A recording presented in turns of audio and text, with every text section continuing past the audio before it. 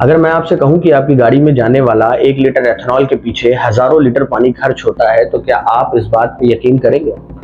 नमस्कार दोस्तों, मैं हूं आपका होस्ट सुधांशु शर्मा। आज मैं आपसे एक ऐसी बात पर, एक ऐसे मुद्दे पर बात करना चाहता हूं जिसके बारे में शायद आपने सुना तो बहुत होगा, लेकिन उसके दूसरे पहलू पर कम चर्चाएं होती हैं। सब्जेक्ट है एथेनॉल ब्लेंडिंग। सरकार कहती है कि पेट्रोल में 20% एथेनॉल मिलाने से देश का तेल आयात कम होगा, किसानों को फायदा होगा और भारत आत्मनिर्भर बनेगा। सुनने में तो ये बात अच्छी लगती है, लेकिन सवाल ये है कि क्या तस्वीर इतनी ही खूबसूरत है जितना नजर आ रही है? जरा सोचिए, आपके घर में पानी की टंकी आधी भरी हो और कोई कहे कि चलिए इसी पानी से गाड़ी भी चलाते हैं। अजीब लगेगा ना? लेकिन एथेनॉल को लेकर कुछ विशेषज्ञ ठीक यही सवाल उठा रहे हैं।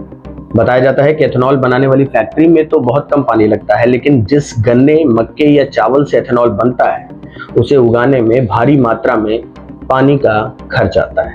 कुछ रिपोर्टों के अनुसार 1 लीटर एथेनॉल बनाने के लिए गन्ने से लगभग 3600 लीटर और मक्के से करीब 4600 लीटर तक पानी की जरूरत पड़ सकती है। अगर यही एथेनॉल चावल से बनाया जाए तो ये आंकड़ा 10,000 लीटर पानी से भी ऊपर जा सकता है। अब जरा अपने आसपास देखिए, कितने गांव ऐसे हैं जहां गर्मी में हैंडपंप सूख जाते हैं, कितने किसान पानी के लिए परेशान रहते हैं, कितने शहरों में टैंकरों से आज भी पानी पहुंचाया जा रहा है। ऐसे में सवाल उठना स्वाभाविक है कि क्या इतना कीमती पानी ईंधन बनाने में लगाना सही है?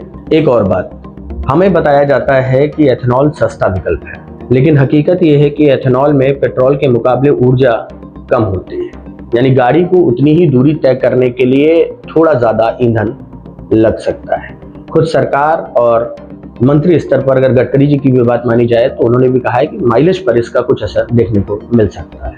अब सबसे बड़ा सवाल ये उठता है कि अगर गन्ना, मक्का और चावल का बड़ा हिस्सा एथेनॉल बनाने में यूज किया जाएगा तो क्या भविष्य में खाने पीने की चीजों की कीमतों पर असर पड़ सकता है? क्या किसानों को धीरे धीरे खाने की फसल से ज्यादा ईंधन वाली फसल उगाने के लिए प्रोत्साहित किया जाएगा?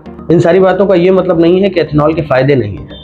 सरकार का अपना पक्ष है, सरकार का अपना कहना है। सरकार ने कहा है कि इससे विदेशी तेल पर निर्भरता कम हुई है, किसानों को नया बाजार मिला है और देश की विदेशी मुद्रा की बचत हुई है। लेकिन किसी भी योजना की असली जांच तब होती है जब उसके फायदे और नुकसान दोनों के बारे में खुलकर बात की जाए। तो आज का सवाल सिर्फ इतना ही है, क्या हम पेट्रोल बचाने के लिए पानी खर्च कर रहे हैं? क्या आने वाले समय में इसका असर हमारी जेब, हमारी खेती और हमारे पानी पर पड़ सकता है, हमारी थाली तक पहुंच सकता है? ऐसे ही तमाम जानकारियों के लिए हमसे जुड़े रहें। धन्यवाद।